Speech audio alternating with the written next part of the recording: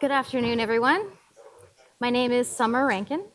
I am a lead data scientist at Booz Allen Hamilton. And my former career, I was a neuroscientist. And so now what I work on a lot of the time is natural language processing. And let me just take a quick show of hands. How many people know what natural language processing is? Everybody in here? Makes sense. Why would you come here otherwise? Fantastic. So as you well know, with NLP, most of what I get is a lot of unstructured data that doesn't have labels and doesn't really have much. But people give me a big bunch of text and then say, just let me know what it says. Like, give me the insights for it. You know, we want to see, maybe we want to see some groups, some topics, etc. So I'm going to then take that and do some sort of unsupervised learning, typically, some kind of topic modeling and whatnot. If you're not familiar with that, don't worry, you don't need to be for this talk. But essentially, the thing is, I get in a bunch of text and then I analyze it. And then it's my job to display the results of this to somebody. Get this started. All right. And so this is one of the ways that I try to display my results. I use this for myself. This is a t-SNE plot. t-SNE stands for T-stochastic neighborhood embedding. You don't really also need to worry about this too much for this talk, but I will say it is a very, very good way to visualize how well your topic modeling is doing. Because what's happening here is each point represents a document in our corpus, and each color for the point represents the topic that our model has assigned to this document. And what we want to see here is whether or not the colors, the dots that are the same color, tend to cluster together. And in this particular case, we do see that, so it means, for the most part, not every single color, right? Like this orange color is all over the place, it's not so good. That's fine. But for the most part, they're clumping together, so that means, mathematically speaking, things are going well.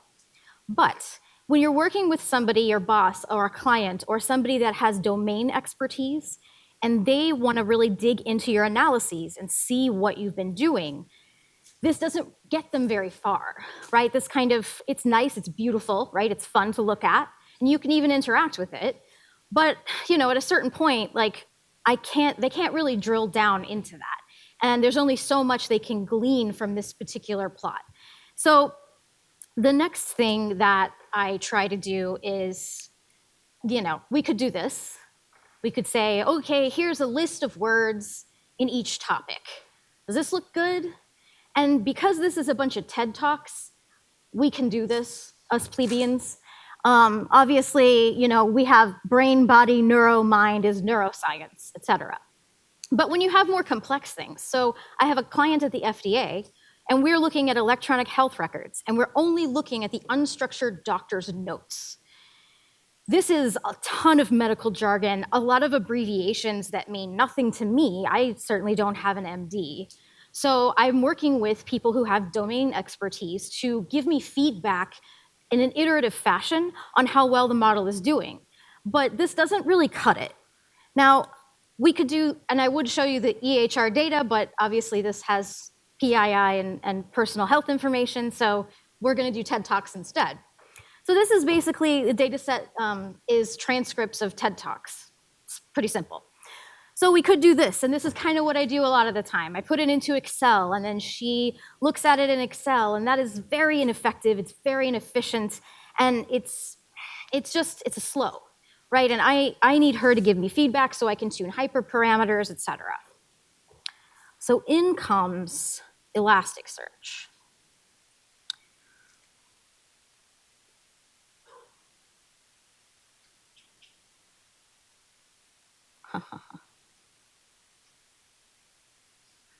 So here we have a dashboard that I built, I don't know, a couple of, maybe like 30 minutes, because I was being picky. But once you've got data ingested into Elasticsearch, you can make really nice things like this. And the thing is, you can get really interactive. So I've got filters here. You can look at TED Talks from 2007. and 2013, TED Global. Let's take off a couple of these guys. And let's see. So we've got some filters on here. We've got way too many filters on here. All right, let's get rid of all of these. Living on the edge. Okay, and so here we've got the number of talks. We've got a nice pie graph, because I mean, like, what dashboard is complete without some sort of a pie graph? This is an area chart, which is great if you have timestamps. So a lot of text data doesn't have timestamps, but when it does, or when you can extract that, then it really shines, because there's a ton of time series functionality here. And I can even break this down. So now it's broken down into topics. And so the thing that makes this nice is not only can they interact with it, they can filter, they can search, but they can really see. So here is a nice, you know what, I'm going to get out of full screen here. I'm going to take out this search term, see if we get better. Okay. So slightly more documents, so it's giving us a little more information. Let's keep going. Let's just look at everything. Okay. Almost everything. So when we look at almost everything, we have things like occupation here. I'm sorry if that's small for you.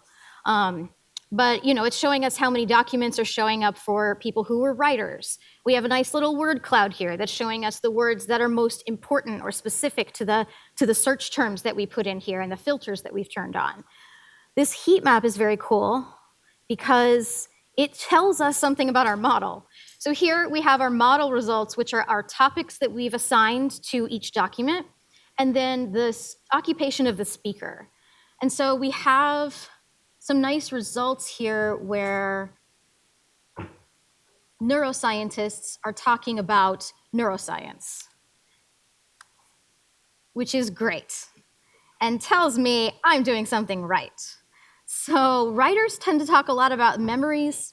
So memory tended to be kind of one of my not so great topics, because see this giant chunk here? That's memories. So, you know, that kind of tells me, like, okay, that's probably a little bit too broad. That's probably like the one that's not so great.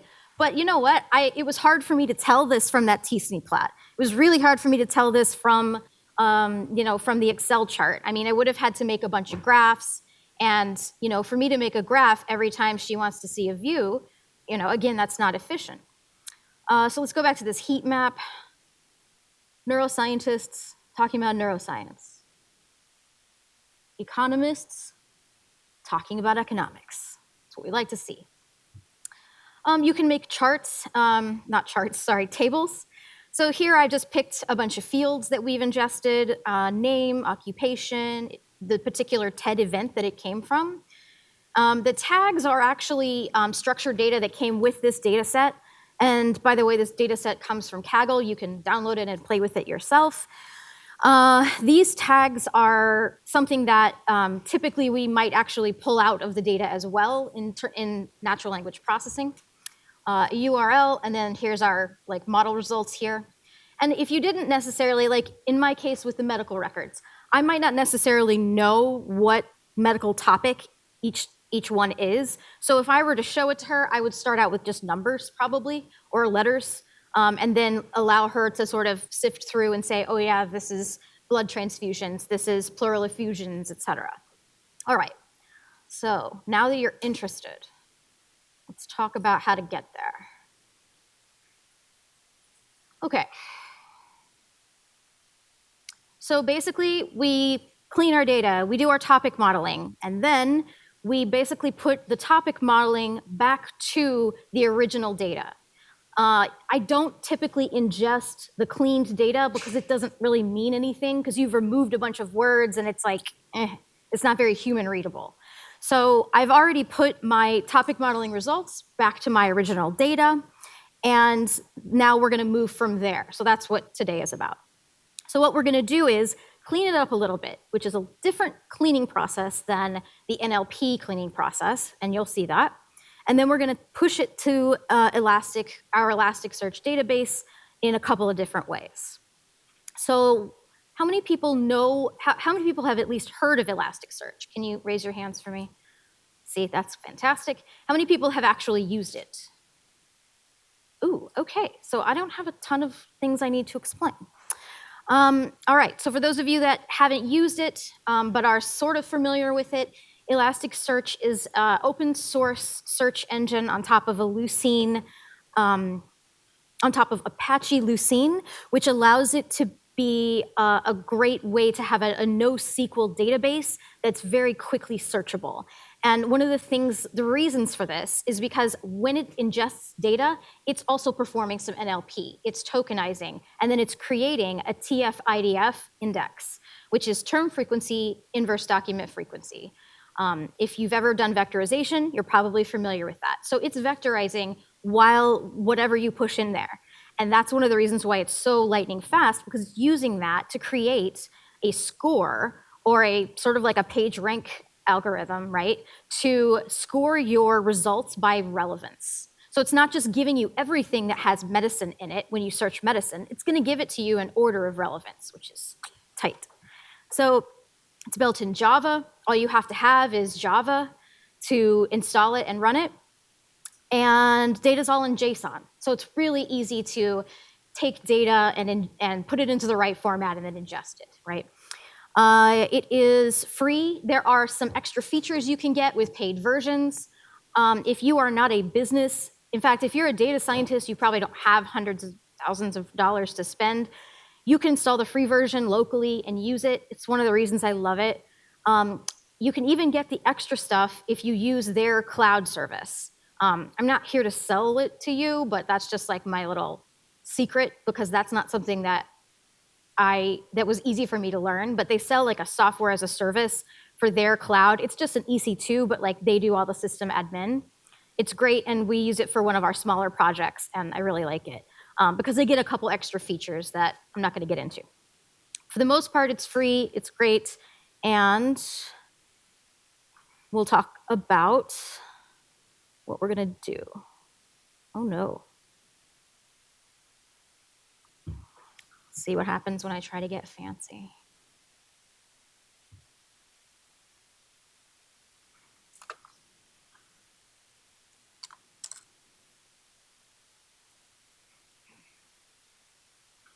All right.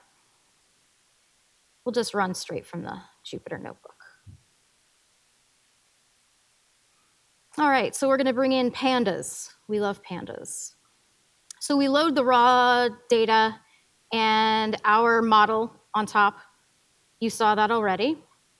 So the first thing that needs to happen is dates need to be converted to date-time objects so that Elasticsearch knows that it's a date-time object. Even though it was in Unix, it basically looks to Elastic like an integer. So we're going to do that with our PD to date-time function. Then we're going to take these structured string lists. So we have these things like this big string of tags. With these quotes and these brackets, it's going to get upset and it's not going to know that it's like a list. If we give it straight, like if we just say, word, comma, Elasticsearch is going to treat that as an array, so that instead of treating children, creativity, culture as one token, it's going to know, oh, I count creativity once, I count children once, I count culture once, and so forth, which is really nice. So we're going to do just a plain pandas replace function, just a regex or regex. And same thing here, we're going to lowercase all this just because I don't trust people. Also, nans are not great. So you want to replace your nans with something else. In this case, it looks like our nans are all in a string field. So I'm going to replace them with the word none. Then, if we put all that together, that's what this looks like. And it doesn't really look all that different.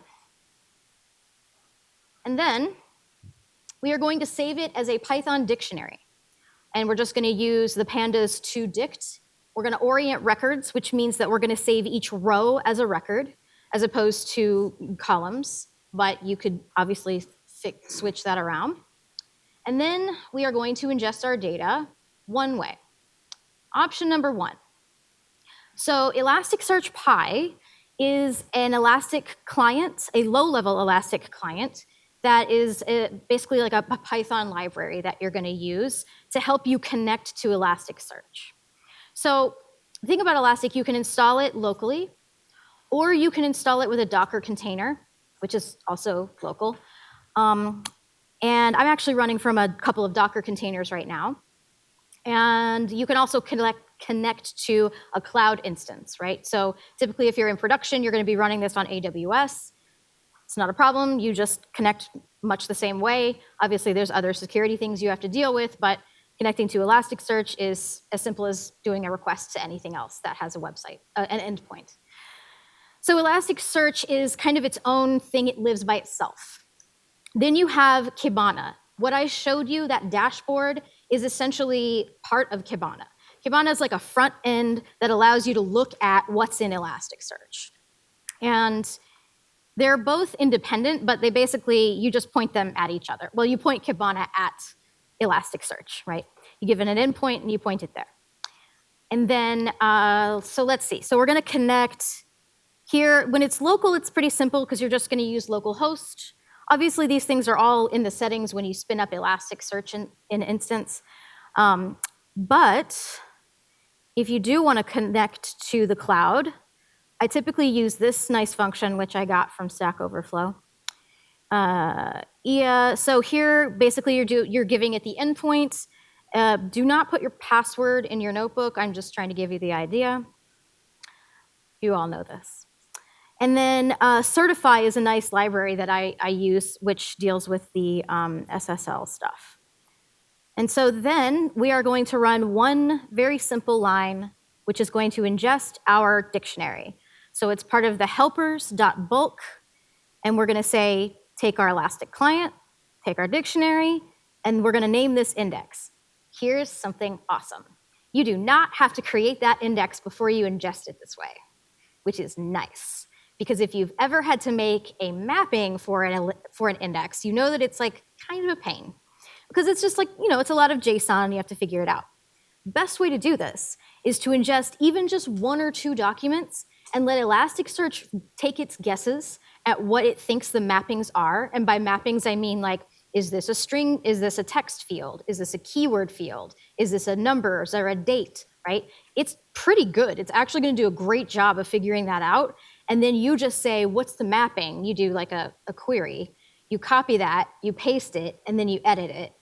There's a lot less typing and like curly braces and tabbing and whatnot. So this is great because it'll say, oh, there's no TED Talks 1. All right, I'm going to create it. No problem. And then it gets created and goes into Elastic. So before we talk about the next method, let's talk about what happens once you go there. So let's say we've just created something new. In order to view it in Kibana, we have to create an index pattern. It's pretty simple. So these would not show up if I hadn't already created them. I should have deleted them. Anyway, so you're going to click Create Index Pattern, and then it's going to show up here. If it doesn't show up here, you didn't ingest it properly. And so we're going to pick TED Talks 1. Wow, that's very loud. Yeah. I guess that's the auditory one. I was just talking to that presenter. And then it's going to say, it's for me. It's totally for me. And then it's going to say, give me your time field. So it's already picked up that these two fields are date time fields. And it's asking me which one I want to be my like main default field. It's still going to treat the other one as a date time object, no problemo. So I'm going to say film date, and then we're done. So it's going to show me these meta fields, these sort of like dunder fields here are fields that Elasticsearch is going to assign even if you don't. Our fields come after all of that. And so it's going to show, we have a number, a string, a number, a date, and so forth. And so after we do this, the first thing I usually do is I go to this Discover tab. I'm going to make this bigger so you can see what's happening. So there's all these different areas you can go to in Kibana. The main ones I use are the dashboard, which I showed you, and this Discover. So Discover, allows us to look at, so it's going to give us a timeline, and this is just a count of how many documents were either filmed. In this case, it's filmed on this date, and we can change that. So a lot of times what happens is you'll pull this up, and it'll show you nothing, and you're like, oh my God, what?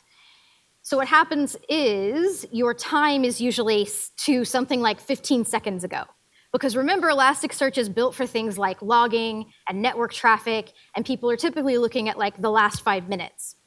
And so what we want to do is select something like the last 7 years, or if you're looking at old things, you might select an absolute date of like 1970 to 1990, something like that. Here I'm got 30 years ago because we've actually got like one talk way back here in 1990. So it's showing us everything, and we can look at things, and we can actually drill down into each document. And so it's going to allow us to see in all of its glory this whole transcript along with all the other pieces of data.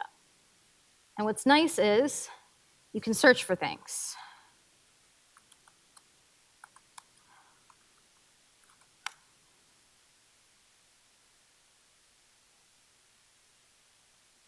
So it's going to highlight, which is fun. And this is great for somebody. So this is exactly what I would probably serve up to like a client. They don't need to know how to program. They don't need to open a Jupyter notebook. They just need to type in localhost 5601 and look at all of these fun things they can do. Now, you know, if they want to get fancy, they might need to learn a little bit of query language, of the query language here, but other than that, it's pretty straightforward. And so then we have our dashboard, and let's go back to our methods. All right, so our second method is the same low-level client, except let's say you can't hold your data in memory, or maybe you just don't want to, and you need to spit it one record at a time.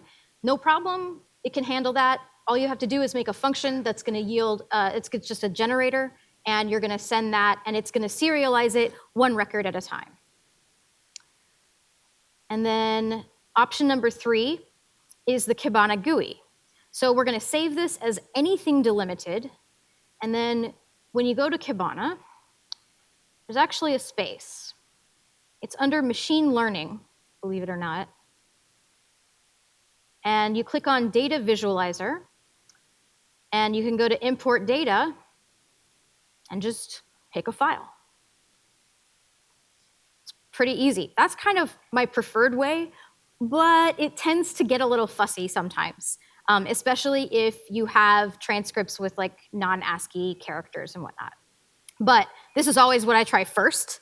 And then when that doesn't work, then usually I'll go back and be like, okay, fine, here's the generator to create it. All right, next method is requests library. This is a great one. So maybe you're on an air-gapped computer and you can't download this Elasticsearch client because the people at the government don't like this library. They don't think it's secure. Valid point. But you know what is there is the requests library. So you can use the request library and basically just make a nice little curl. So all of this is kind of some gymnastics here to get the JSON. So basically I'm taking our pandas data frame, I'm turning it into a JSON, but not just any JSON, I'm turning it into a special flavor that Elasticsearch wants to see. That's all this function is really trying to accomplish. And then we are pushing that using this curl. Well, it's a request where we say, give me, this data, headers equals content type application JSON. I spent a lot of time not understanding that that needed to be there. And yeah, it's pretty simple. And so then you can actually just curl. So open up your terminal window and send a curl. So you can actually communicate completely with Elasticsearch through this command line interface commands.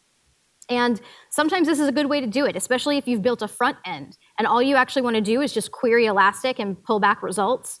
This is a great way to accomplish that. You don't need Kibana at all if you're running production level things. And the final way is something called Logstash. So Logstash is it's a data processing pipeline program that sits on its own. It's made by Elasticsearch, but it really doesn't have anything to do with Elastic. It lives by itself, and it'll take in data from anywhere and put it out to anywhere. Elasticsearch is one of the places that you can put it out to, but it's not the only place. You can kind of use it anywhere you want. And it's really great for streaming data. And it's also really great for data that you don't need to analyze. So for example, again, it's called Logstash because it's really good at processing logs, right? So maybe you don't really want your data scientists to be messing with your logs. You just want to throw them into Elasticsearch. This is how you do that, especially if you're doing it billions of times a day. Fantastic. It has filters. It's very good for that. If you're just ingesting one CSV or like 5 JSON documents, it's probably a little bit overkill for that. Just because there's like a little bit of a learning curve and you have to set it up and point it to Elastic and all of that. But it is a great, really flexible tool. There's a great tutorial from Catherine Orden. I've linked it here. This is on my GitHub, by the way. It's under the TED Talk Recommender repo. So the other things in that repo are tutorials, steps basically like 1, 2, and 3 for processing it from scratch, topic modeling, and then the recommender. I just did like a little nearest neighbors thing. So this is also in there if you're curious about any of the things we did today or you want to use them, then please feel free to do so. And I think that's everything. So let me know if anybody has any questions or anyone would like to see anything specific. If you want to see how I made one of these graphs, we can make one. Let me know. I'll open up the floor to you guys. Yes? For topics on a raw data set that isn't coming from Kaggle, do you have to put those in manually, or is there a way to do that automatically? Yes. So that's the reason I left all these notebooks up. Aha. So the answer is I put them in manually. So I'm taking this LDA model and I'm printing the most frequent words from each topic. And then I, as a human, see, this is a nice thing about NLP, is like you can't ever really automate it completely. You're always gonna need like a human there to be like, does this make sense? And this is where we do that, right? So we're gonna look at that and go, oh, you know what? Topic 5 is probably climate change or oil. And so then I have this, which is essentially me making a bunch of labels for each topic number. And so I, as the human, wrote this in and was like, oh, this one is family, this one is global, right? And then you're just gonna merge that back to your original data. Warning, if you change the order of the original data, that's not gonna go well, right? So the better way to do that would be to like make an index and then merge it on the index, of course. But if you download this repo, that's basically how I'm doing it, because when I cleaned it, I kept the same order for everything. So there's your answer. But if I didn't know what those topics were, I would just put in numbers and I would merge that back. Anybody else? Yes? Does your recommender like a classifier based on the words?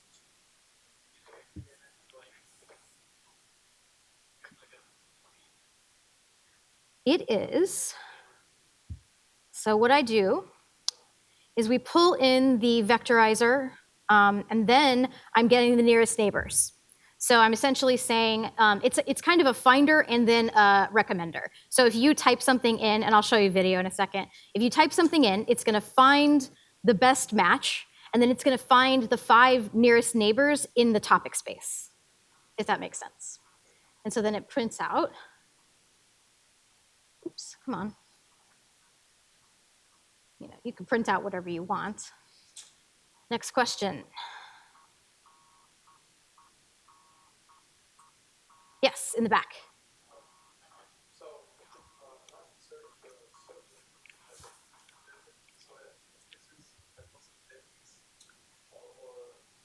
So Elasticsearch is your database, and it sits on top of an Apache Lucene search engine. So it's essentially So index is like both a verb and a noun here, which is confusing, but you're indexing documents into an index, which is your database. So Elasticsearch is your database and your search engine. So yes to both. So you can also use it as, for example, like if I Spark, I can use Elasticsearch as a database. Absolutely. It works beautifully with Spark. So one of the best things about it for people that are actual developers like yourselves is that it's incredibly scalable. It's very, very scalable. You can spin up so lots of nodes, connect them to each other. Lots of people use Spark with Elasticsearch. Really big data sets. Netflix uses Elasticsearch for this, for its search engine. So yes, absolutely. Yes to Spark, yes to Hadoop. It's definitely out there. It's being done. More questions? Yes. Why did you use nearest neighbors as opposed to trying like vectors with word2vec, for example, for recommendation stuff? It was simpler, and I was out of time. It was like a 2-week project I was doing when I was sort of learning NLP, and so it just seemed like a simple. Also, it was giving me good results. So that's my motto. I start simple. If simple works, I kind of stop there a lot of the time, especially if I'm limited on time/money, right?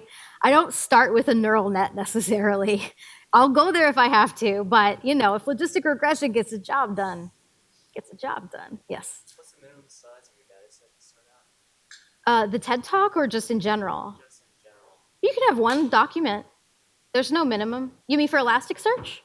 Oh yeah, you can have one document. Doesn't matter. It'll take it. Yes. What are some of your favorite resources for learning more? Learning more on Elastic or NLP? Haha, that's tough. Well, I'm here. No, I'm kidding. There aren't many people that use it this way. Like I said, it's very much like a cybersecurity kind of forensic tool. And I don't see a lot of resources. Elasticsearch does have a class where they kind of show you how to like build your own classifier in like using Elasticsearch, although I find that to be a little clunky. I prefer to do all of my modeling in Python just because it's where I live. But Elasticsearch has like a couple of things, and for the most part, I don't find a lot of people using it that way. But Udemy has excellent courses on Elasticsearch, just vanilla Elasticsearch. And Elasticsearch itself offers like engineering 1 and 2 like week-long trainings that are really intense and definitely overkill for a data scientist, but great for an engineer. Yes. What's your front end? Basic question. Like the nice graphs you showed us. That's Kibana. Yep. And it's all D3, and I didn't write any of it. It's my favorite thing about it. It's very attractive. Do we have time for more? Let me know when we need to stop. Oh, okay. We have more time. More questions, please. Can you integrate that dashboard into like a web page? You absolutely can. Can you do just parts of it? You absolutely can. Oh, let me show you something else. So in addition to being able to integrate it with a web page, in fact, we're doing that right now we're trying to make a front end for, we're doing like what's called a graph query, and it's returning a result, and then our front end developer is building a page. But we're also gonna have an option where they can click on it and it's gonna pull up like the Discover tab. So Kibana is just gonna serve it up, and like, why should we make it if it's already, really nice? And so one thing you can do from the Discover tab, let's say I searched for something. Let's say, and then I liked these results and I want to keep them, and maybe I do want to put them in Excel, right? Or I want to, I don't know, just take them home and sleep with them under my pillow. I can save it as a CSV, which is cool. It'll take everything and just generate it as a CSV.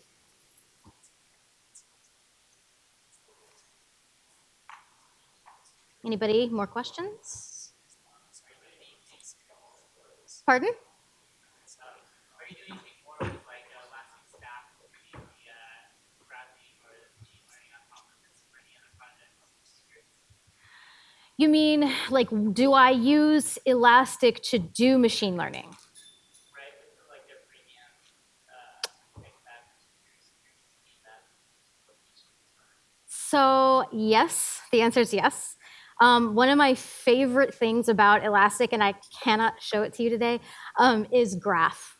I don't know if you're familiar with that, but it basically makes nodes and connections for basically fields, and then the connections are going to be the documents that are in common, and then you can drill down into that.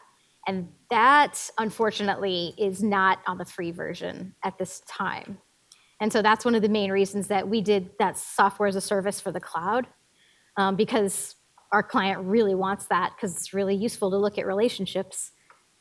Yes? Can I interface Neo4j with that? Yes, I believe so. I haven't done it, but I've seen it on the various like architecture drawings that I've seen in like the Elasticsearch website. And I believe that people do. I don't know on which side though, if it's like on the pre or the post Elasticsearch side. I can't remember. Yes? Oh man. I'm not a salesman, I don't know. So I think it's things like being able to, so you saw the function where in the GUI we can upload a document. I think it increases the size of that document. So you're limited with the free version to like 100 megs or something. So I think that they increase that. They allow you to do, I don't know, some other kind of like machine learning, various anomaly detection maybe.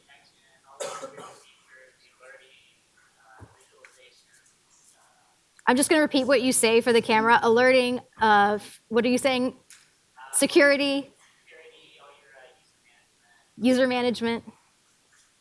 Yeah, so you can make different users. So for the cloud instance, I can make a username and a password for my client and just hand it to her. And then she logs straight into Kibana. Pretty cool. Yes?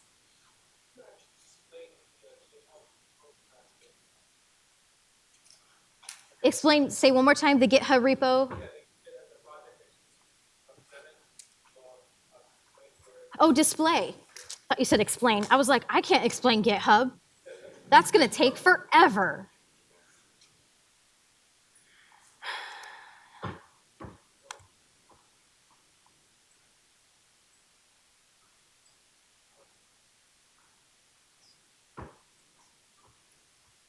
So I am 1 over F music because I used to study music cognition, and I studied fractal structure in this time series, which is music.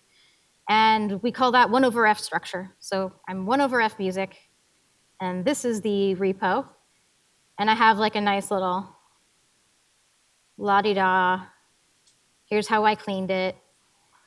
It was really a weird data set. It had a bunch of notes in it, like whenever people were playing music, because in TED Talks, people like perform, I guess, a lot. And I had to figure out like what those characters were and like copy paste them into my stop words, because they weren't all that helpful. And then there were a lot of talks that had these parentheticals, like laughter, applause, baby crying. It was kind of funny. And then, so I took out all those parentheticals because I was interested in the speech. And then we'd talk about the cleaning process, topic modeling. And then there's code there for a Flask app that I made. I didn't actually serve the Flask app, so it doesn't live anywhere, but I thought about it. Just didn't seem like it was worth the money at the time. Yes?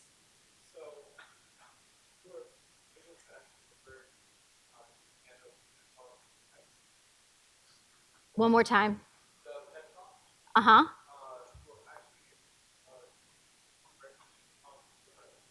No. I had nothing to do with that. There's a gentleman who actually scraped all of the transcriptions from TED.com, and someone at TED.com actually does all of that. I didn't do any speech to text, to answer your question. Oh, absolutely, but not with NLP per se. Other methods, for sure. It's more of a signal processing. Yes. How did you get into data science? Ooh. So I was in academia. I did a postdoc for 5 years. I decided I did not want to be a principal investigator because I really like being a postdoc, but you can't really do that forever. It's also not a great career move. And so I was, for a while, I kind of just bounced around and taught and figured out that at data science, I actually get to be close to the data. I still get to code. In fact, I get to code a lot more than I used to. And I went to a boot camp just to kind of brush up on my machine learning because I was very heavy into like fMRI and signal processing. And I went to it's called Metis boot camp. It was good. It was like hardcore. So if you have people that you know who are interested in breaking into the field, I definitely recommend it. And then I just came back and started applying for jobs, and Booz Allen had a good interview with me, so we're happy together. Okay, I think that Metis, M-E-T-I-S. You know, Metis and Elasticsearch should definitely like cut me, you know, like give me a t-shirt at least. No, I'm just kidding.